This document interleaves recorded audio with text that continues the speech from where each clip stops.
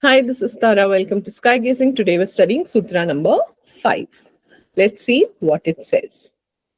Anitya-aśuci-duḥkha-anātmasu nitya-śuci-sukha-ātma-khyātiḥ avidya. So anitya is transitory, suchi is impure, pure, dukkha is suffering, sukha is pleasure, anatman is that which is not the self. And avidya is illusion, khyati is recognition. So, sorry, I read that a bit jumbled up. In Maharishi Vedavyasa's commentary, he says, Nescience is the taking of the non-eternal, the impure, the painful, and the not-self to be the eternal, the pure, the pleasurable, and the self. This is one sutra where you can see where the Buddhas, God, Shakyamuni Buddhas, practice of yoga became the foundation of his further investigations. It's a very foundational sutra. Yeah? So the taking of the non-eternal to be eternal is the possession of such notions as the earth is permanent, the firmament with the moon and the stars is permanent, the gods, etc. Similar is the seeing of purity in the body, which is impure and disgusting. Vedvyasa says his commentary on Patanjali's Sutra. And it has been said, the wise know the body to be impure on account of its position, its origin, its process of upkeep, its perspiration, destruction, and also on account of the necessity of keeping it constantly clean. Thus is purity seen in the impure. I find this a very, very vital passage, especially in these times when we are sort of categorizing people into pure and impure and who's higher and who's lower and who's the other and who are we. And the fundamental principle is if you have a body, you cannot be pure. Or if you identify with the body, that itself is the fundamental problem. That you think this body has the capacity to be pure is the problem. Right. So there is nothing you can do. You can dip yourself in honey and ghee, and this body is not going to be pure. As S.N. Goenka says, in one of the Vipassana discourses, he says God was very kind to us, or the Creator, if you believe in one, by putting all the organs that are inside the body on the inside and covering it up with skin. Because if everything that was inside was on the outside, we would not have these notions of beauty. We would find ourselves physically quite disgusting. And on the inside, we're all the same. No matter your skin color, your ethnicity, the color of your eyes, you do a postmortem on a body, everybody's body is literally the same and it's icky. Okay. So, and the Buddha, when we study the Satipatthana Sutta, he makes you, the Buddha asks you to contemplate on the phlegm, the mucus, every layer of the body that you are in denial of, because all of us, we say to ourselves, this is my body, that is your body, my body is pure, your body is not pure. I am so and so, and therefore I am cleaner than you who are not so and so. And these are my habits, and those are your habits. But when the Buddha asks you to meditate, he's asking you to go layer by layer, cell by cell, and he's basically saying, skin, flesh, bone, tendon, ligament, intestines, lung, heart, but also phlegm, mucus, urine, feces, okay, bile. So if you actually want, this is also the principle of this sutra. It is not a confusion of Buddhism with Hinduism or Sankhya philosophy. The Buddha was first a yogi.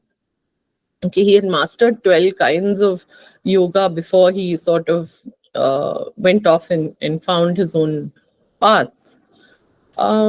So all yoga is fundamentally an investigation of reality. What is reality? And forget the rest of it for a moment. Okay, we have no concept of reality of our own bodies. Let's start there.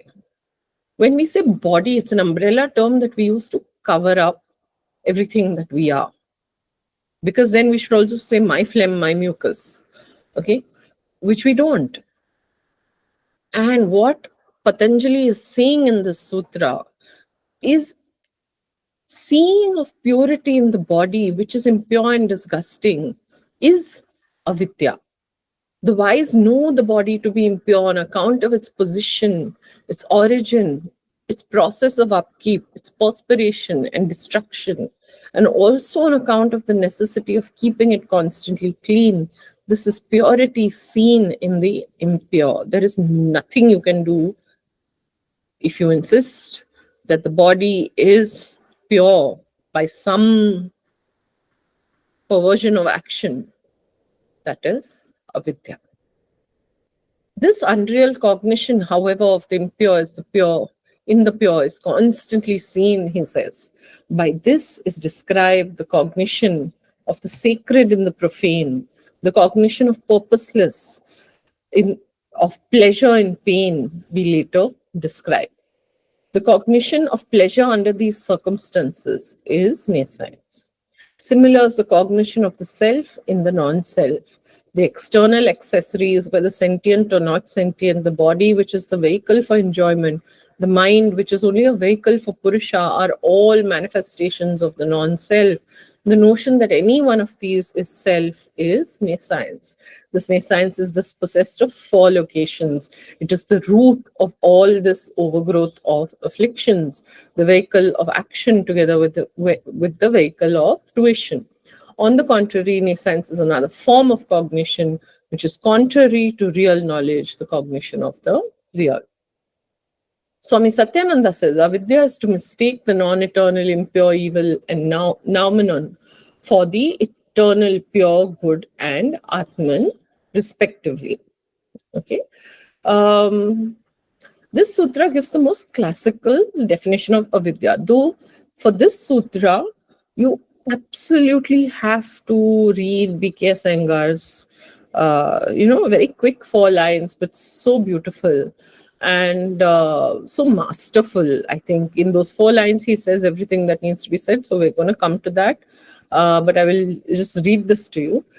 He says, Swami Satyananda says, ordinarily avidya means ignorance, but in this sutra, it means something different.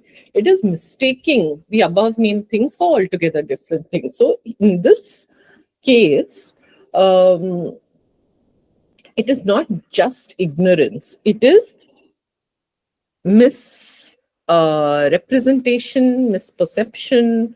You see the rope and you think it's a snake, which is the classical Upanishadic sort of example. But he says here, avidya is a kind of psychosis, not a neurosis. It causes duality through which name and form are fabricated.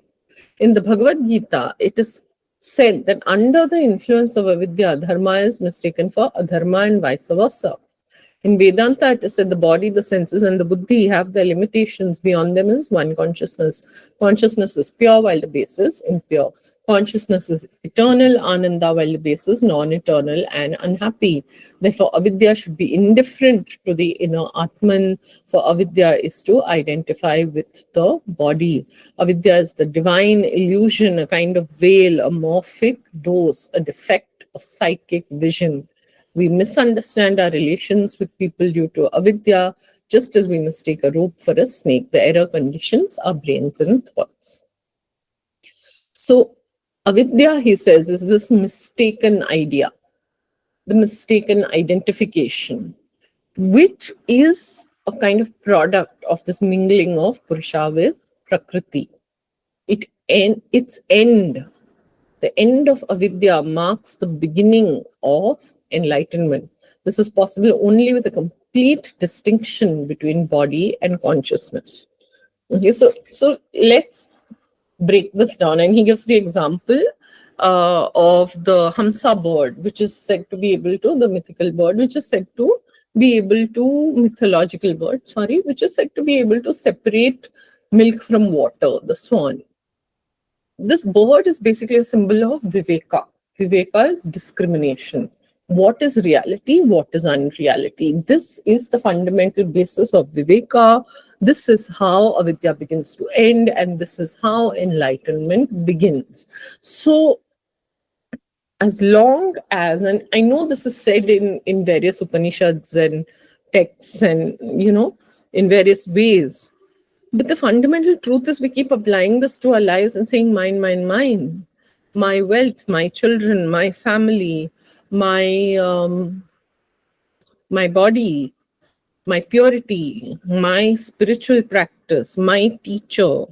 And okay, you may say, okay, yeah, we have to talk, we use language in that way, but the problem is we are re-emphasizing these attachments repeatedly in our daily life, and what you repeat every single day is your practice. You cannot say and do one thing every single day and be something else. What you practice every day is your practice. Who you are every single day is your practice. It is what you are becoming. So to live in this avidya, where we separate ourselves from others, where we cause violence, where we cause harm, where we otherize people, you have to be able to get past that duality. Without that, as an material practice, as a tangible practice, which is why yoga is living, okay, is a living practice of abhyasa and vairagya, is using the body, using the yamas and niyamas. It is doing. It is not theory. These yoga sutras that we are studying are just background. It's just side chatter. It is the philosophical substratum. But at the end of the day, what is yoga? Yoga is standing up and doing this.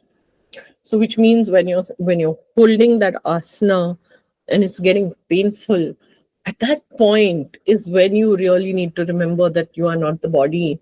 And that is the challenge, because that is the only thing that hits you at that time is I am this body and this is painful and I don't know how I can sustain it and I can't do this, and all the doubts and all the self identification and all the misconception that is sitting in the unconscious starts rising to the surface at that point as misperception.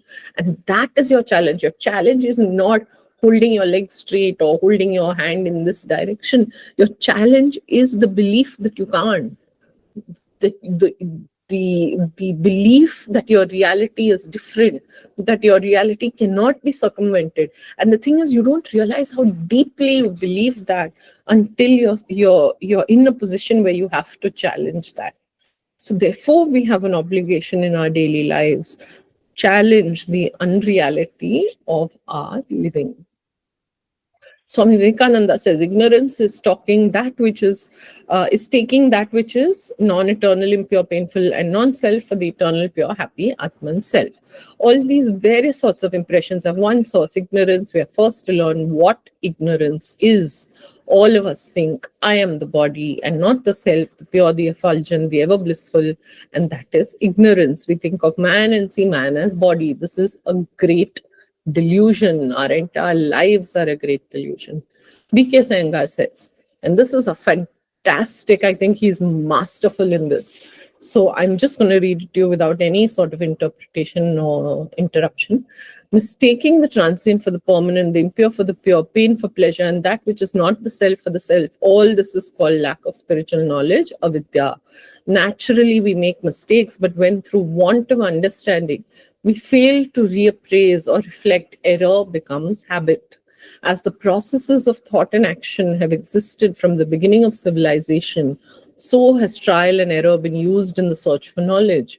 But when all doubts have been resolved in the pursuit of sadhana, the discriminative power of intelligence comes to an end, and pure wisdom alone remains, in which perception and action are simultaneous. Experimental and experiential knowledge concur. Objective knowledge and subjective knowledge become one. This is pure vidya, the highest knowledge. It's just fantastic. It was just fantastic, his explanation, because You can see that it's coming from a space of having lived it, how this is not available to us in books or in, that is why the yogis are the sort of living practice, right? Everything else is theory.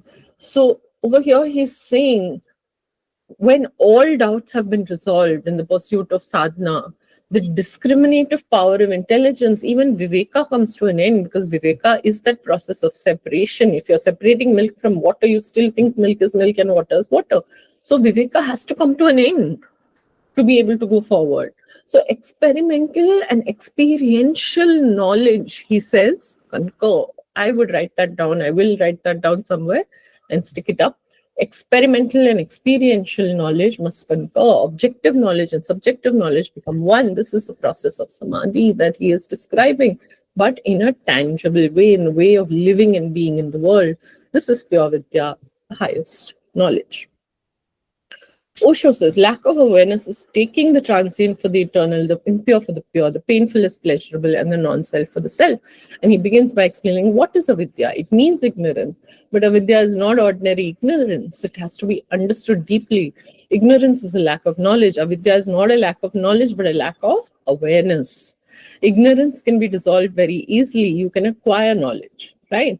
So all of us, if we don't know, I don't know, 2 times 2 is 4, and somebody comes and teaches it to me, my avidya is gone. You can't read a book and know yourself. Many of us can't even go to a master, hear the knowledge from him, and know ourselves. When we talk, in Buddhism, there are the 6 realms, of which the lower realms are the hell realm, the animal realm, and the hungry ghost realm. And the Buddha said, and the only realm through which you can gain liberation is the human realm. There's the God realm and the Asura realm, also in the higher realms. And the Buddha says, all you need to escape the lower realms is one flash of insight. And look around us. How many of us are self-aware? How many of us have that one flash of insight in the situations in which we are in? So many times you'll give advice to somebody. It's not about mundane situations. It's just about how to live, how to know, how to turn inwards, what to be aware of, not identifying with the body. So he says, avidya is not a lack of knowledge, but a lack of awareness. Ignorance can be dissolved very easily. You can acquire more knowledge. It is only a question of training the memory. Knowledge is mechanical. No awareness is needed. It is as mechanical as ordinary ignorance. Avidya is a lack of awareness.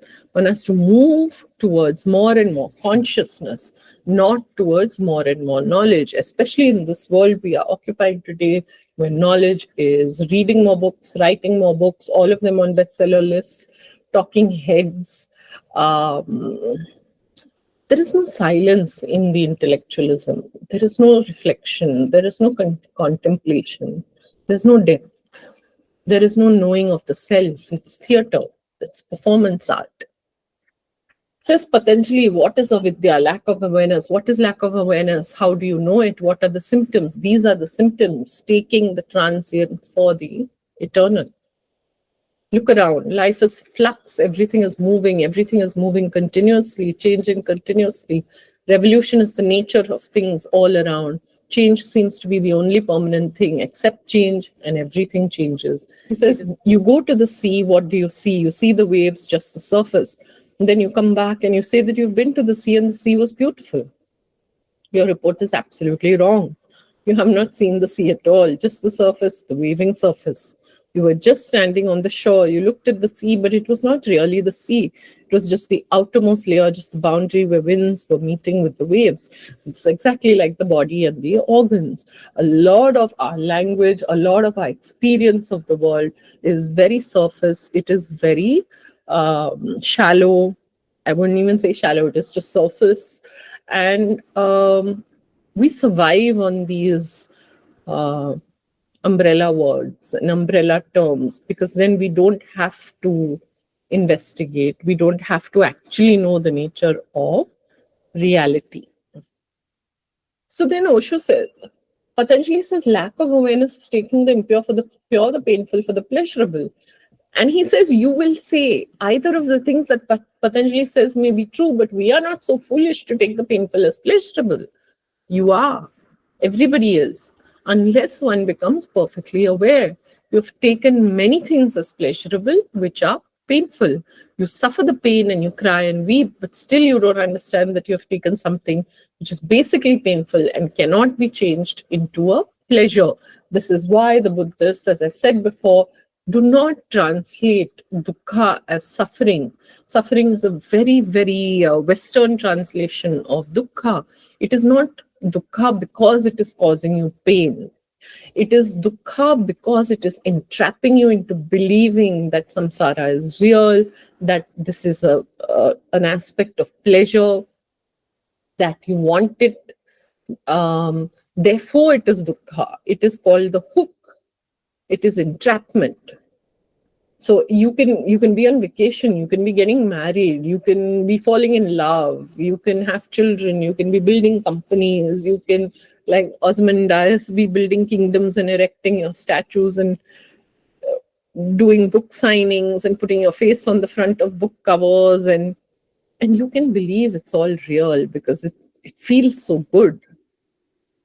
And how many people do we see who are just unable to leave the kursi, the chair, because they think that's their identity, that's who they are. If they don't have the designation, then who are they?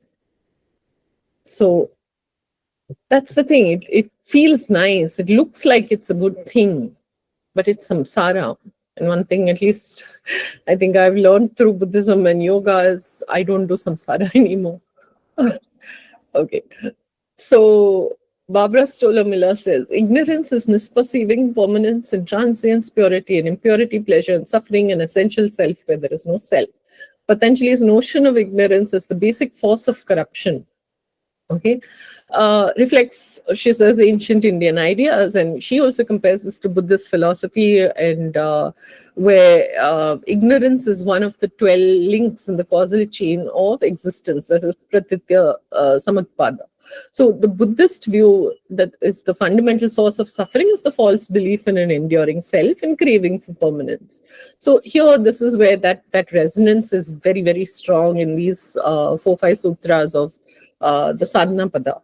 So for Patanjali, ignorance is the basis of the corrupting forces: egotism, asmita, passion, raga, revulsion, dvesha, and the will to live, abhinivesha.